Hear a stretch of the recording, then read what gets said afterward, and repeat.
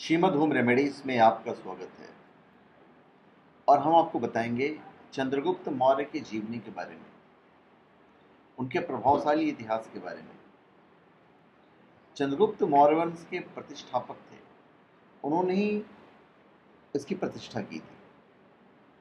मौर्य सम्राट चंद्रगुप्त को नंद वंश की समाप्ति तथा पंजाब सिंध में विदेशी शासन का अंत करने का ही नहीं, बल्कि पूरे भारत पर अपना आधिपत्य स्थापित करने का श्रेय जाता है उन्हें। इनके पोते का नाम सम्राट अशोक थे, जो कि आगे चलकर अपनी ताकत का पूरी दुनिया से लोहा मनवाया।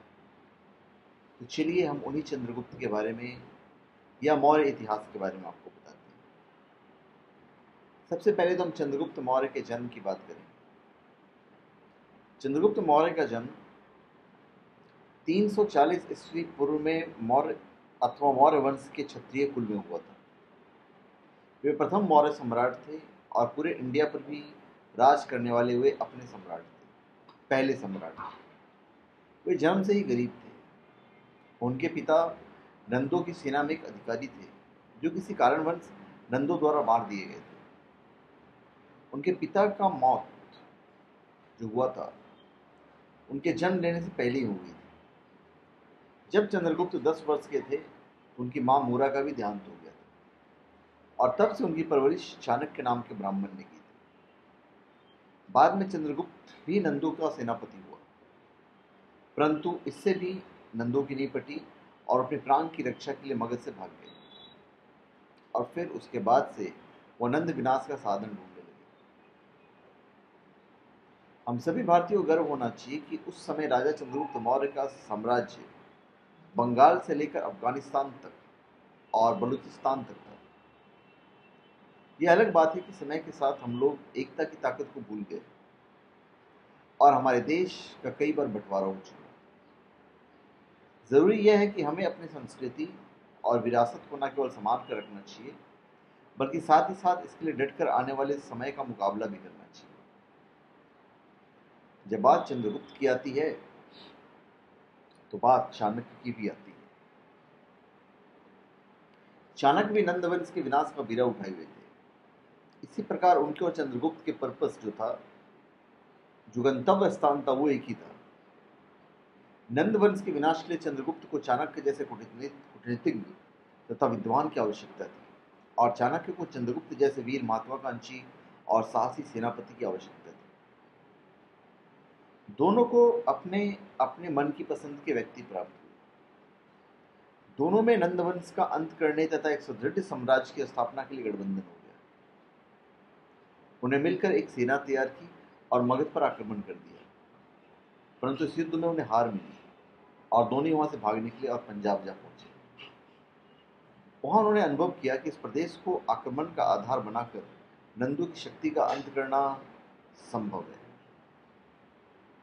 अभी चंद्रगुप्त ने बॉर्डर पर के प्रदेशों से अपना विजय अभियान स्टार्ट किया और रास्ते में पड़ने वाले कई स्टेट्स और डिस्ट्रिक्ट पर जीत हासिल की।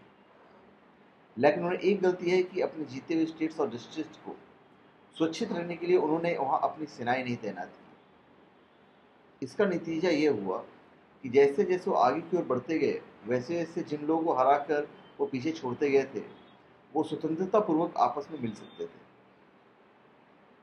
वे लोग उनकी सेना को घेर कर उनके प्लान्स को प्रभावहीन बना सकते थे। जब उन्हें इसका पता चला, तो जैसे जैसे स्टेट्स और डिस्ट्रिक्ट पर वे विजय प्राप्त करते गए, वैसे वैसे उन्होंने वहां अपनी सेनाएं भी तैनात कर दी और फिर वे अपनी सेना के साथ मगध में प्रवेश कर गए। चाणक्य के जासूसों ने नंद के अधिकारियों और को पैसा देकर उन्हें अपनी तरफ कर लिया।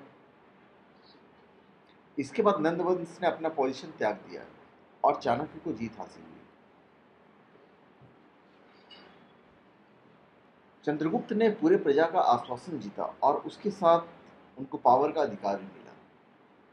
फिर है चंद्रगुप्त मौर्य का जो विवाह था। जब सिकंदर की सेनापति सेल्यूकस ने इंडिया पर आक्रमण किया, तब चंद्रगुप्त ने उसकी विशाल सेना का सिंधु नदी के उस पार सामना किया। उस समय शशिगुप्त और आम्भी के समान विदेशी शत्रु का कोई साथ देने वाला नहीं था। इस परिस्थिति में सेल्यूकस बुरी तरह से परास्त हुआ और चंद्रगुप्त के साथ उसे एक अपमानजनक संधि करनी पड़ी।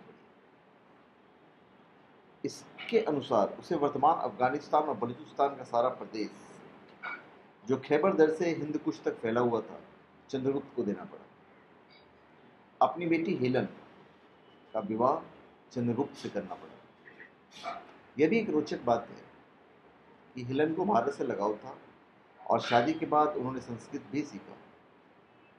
उपहार में चंद्रगुप्त ने उसे 500 हाथी दिए और मेगास्थनीज राजदूत के रूप में भारत आया।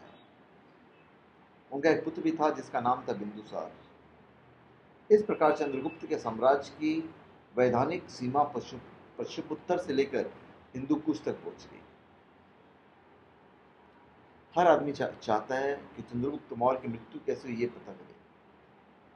जीत के बाद चंद्रगुप्त मौर्य शादी करके कर्नाटक की तरफ चले गए और बाद में उनकी मृत्यु 298 ईस्वी पूर्व श्रवणबेलगोला में हुआ। उस वक्त चंद्रगुप्त केवल 42 वर्ष के थे। विजयी होने के बाद उन्होंने जैन पद्धति को अपनाया था। धन्यवाद। आप हमारे चैनल को सब्सक्राइब करें और अपने कमेंट दीजिए। धन्यवाद।